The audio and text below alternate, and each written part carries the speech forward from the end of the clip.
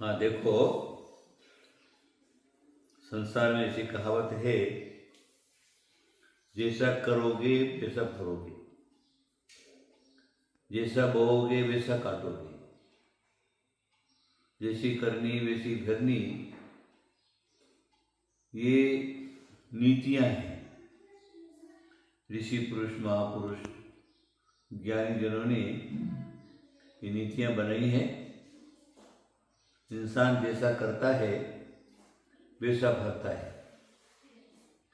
तुमने अगर खेत के अंदर कांटे के बीज बोए हैं तो फिर वहां पर तो कांटा ही होगा, आम का पेड़ नहीं हो सकता। कर्महीन खेती करे, कर करके पछताए, बोए बीज बबूल के आम कहां से खाए। ये नीति है। कर्महीन खेती करे, कर्महीन है, ज्ञान नहीं है, कर करके पछताता, कुछ मिलता नहीं। बोए बीज बबूल के बीज डाल दिए, आम कहां से खाए, आम कहां से मिलेगा। आम खाना है, आम का बीज ही डालना है। वैसे तो अपने खेत में कांटे का बीज कोई नहीं डालता है, उसको बीज डालने में तो स्वयं अपने आप ही होता है। लेकिन खेतों के अंदर धान्य उपजाना है तो फिर वो जो उपजाना वही डालना पड़े। चना तो चना, गेहूं तो गेहूं, मूंग तो मूंग, उड़द तो उड़द। जो तुमको चाहिए वही खेत के अंदर डालेंगे। कोई 2 महीना, कोई 3 महीना, कोई 4 महीना, कोई साल भर, जैसी जितनी मर्यादा है फसल आने की, उतना फसल आएगा तो 1000 गुना, लाख गुना तुमको फल मिलेगा। इसलिए क्या कहा, अच्छा करो, कभी किसी का बुरा मत करो। तुम्हारी करनी अच्छी है तो फल भी तुम्हें अच्छा ही मिलेगा।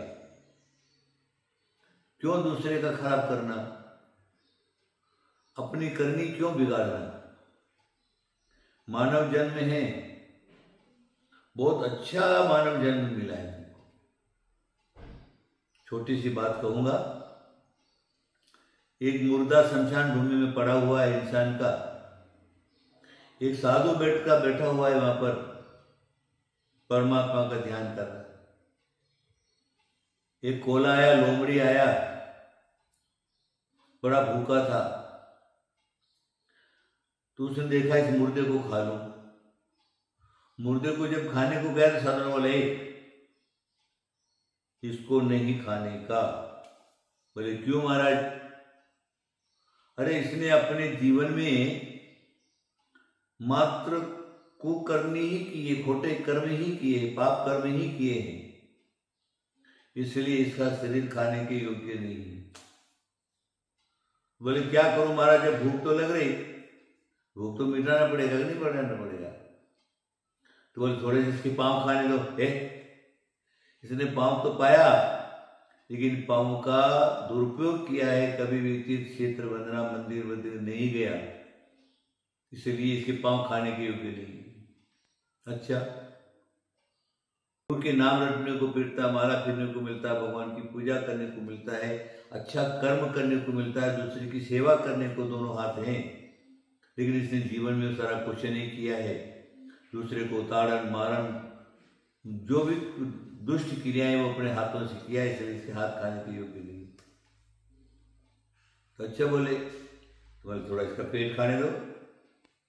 अरे पेट तो बस अन्यायातीत, अन्याय कर करके इसने पेट भरा है, मांस है, अंडे, सावरा आदि आदि खोटे पदार्थ से अपना पेट भरा है, जिसे इसकी करनी बिगड़ी है, इसलिए पेट खाने योग्य नहीं। अरे महाराज अब तो क्या करे, तुम तो कुछ खाने नहीं दे रहे। तो बोले अच्छा ये काम करो, थोड़ा सा इसका खोपड़ी थोड़ी सी खोपड़ी खाने दो। अरे इसने खोपड़ी तो है, लेकिन इसने अहंकार और अपनी खोपड़ी ऊपर लेकर के चला है, कभी महापुरुषों के, भगवान के चरणों में अपनी खोपड़ी नहीं झुकाई है, इसलिए इसको खोपड़ी खाने की योग्य नहीं। बोले कान खाने दो। अरे कान इसने छोटे इधर उधर के सुने हैं, कभी धर्म पुराण कथा आदि नहीं सुनी, कान भी खाने। बोले आँख खाने दो।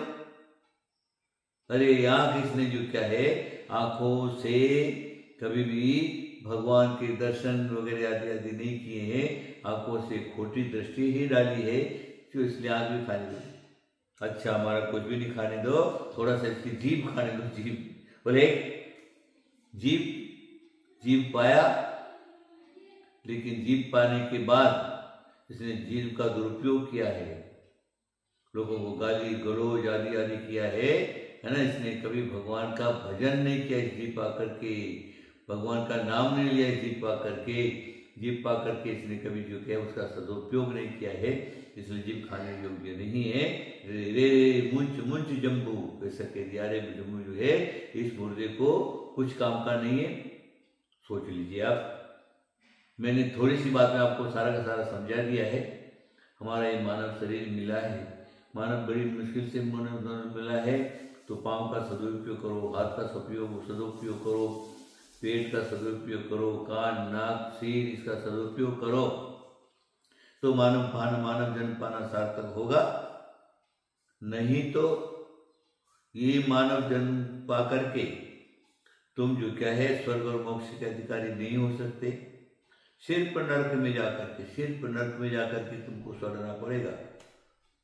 नरक जो है वो हमारी हिंदू संस्कृति ने भी स्वीकार किया है, और जैन धर्म में तो नरकों का बहुत विशेष गौरव दे दिया है।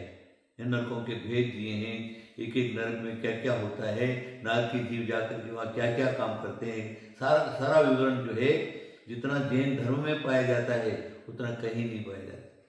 इसलिए हम क्या करें, नरक में जाने के योग्य कोई भी काम नहीं करें, ऐसी करनी कोई नहीं करे जिससे हमको नरक में जाना पड़े, महादुख उठाने पड़े। करनी करो, अच्छे कार्य करो जिसके कारण तुमको भी मानव जन्म मिला है और तुम्हारे शरीर के अंगों पांग सब अच्छे और स्वच्छ मिले हैं। उनसे काम करो, अच्छा काम करो, उसका सदुपयोग करो, तो जो क्या है मानव जन्म पाना सार्थक हो जाएगा। आप सब लोग समझ गए होंगे। आप अवश्य ही मेरी बात पर ध्यान देंगे, और अगर आपका जो है खोटी करनी अगर आपके जीवन में है तो कभी भी आप जीवन में सुखी नहीं हो सकते। सुखी होने का उपाय सिर्फ एक ही है, अच्छी करनी करो। आशीर्वाद आशीर्वाद आशीर्वाद।